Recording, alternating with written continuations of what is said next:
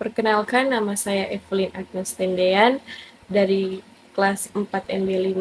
Di sini saya akan mempresentasikan tentang mata kuliah perbankan mengenai kredit. Pengertian kredit. Kredit adalah penyediaan uang atau tagihan berdasarkan persetujuan atau kesepakatan pinjam-meminjam antara bank dan pihak lain dengan jangka waktu yang disepakati dengan pemberian bunga. Kita masuk pada unsur-unsur kredit. Yang pertama ada kepercayaan.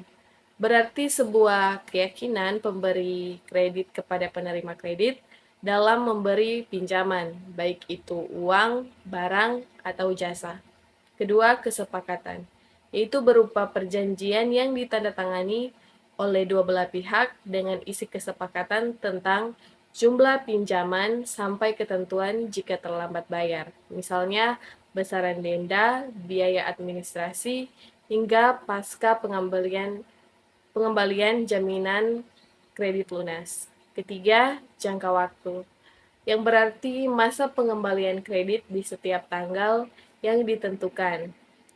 Contohnya, kredit kendaraan bermotor yang pastinya ada jangka waktu dari 11 bulan hingga 36 bulan.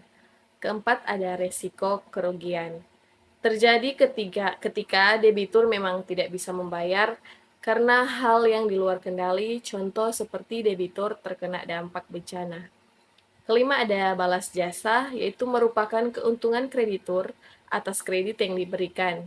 Unsur balas jasa ini dengan sebutan bunga. Keenam, ada kreditur. Ini bisa berupa individu, organisasi, atau badan usaha yang berperan sebagai pemberi uang atau kredit. Ketujuh, ada debitur, merupakan pihak yang menerima uang atau pinjaman. Kedelapan, ada jaminan. Contoh jaminan seperti jika debitur meminjam uang senilai 10 juta. Tentu jaminan yang diberikan harus di atas nilai tersebut. Kesembilan atau yang terakhir, kelayakan. Bisa dilihat dari besarnya jumlah pendapatan yang dimiliki. Semakin besar pendapatan, maka resiko mengalami kredit macet dinilai lebih rendah. Kita masuk pada fungsi kredit, yaitu meningkatkan daya guna uang. Dengan adanya kredit yang diberikan, maka daya guna uang akan semakin meningkat. Berikut, meningkatkan peredaran dan lalu lintas uang. Dengan adanya kredit ini, maka daerah yang memiliki kekurangan dana akan bisa memperoleh tambahan dari suatu wilayah lainnya.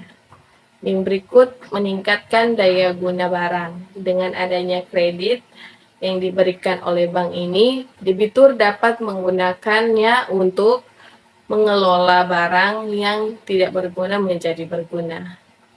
Selanjutnya, meningkatkan kegairahan berusaha. Bagi si penerima kredit, tentu akan dapat meningkatkan berusaha bagi nasabah yang memang modalnya sedikit.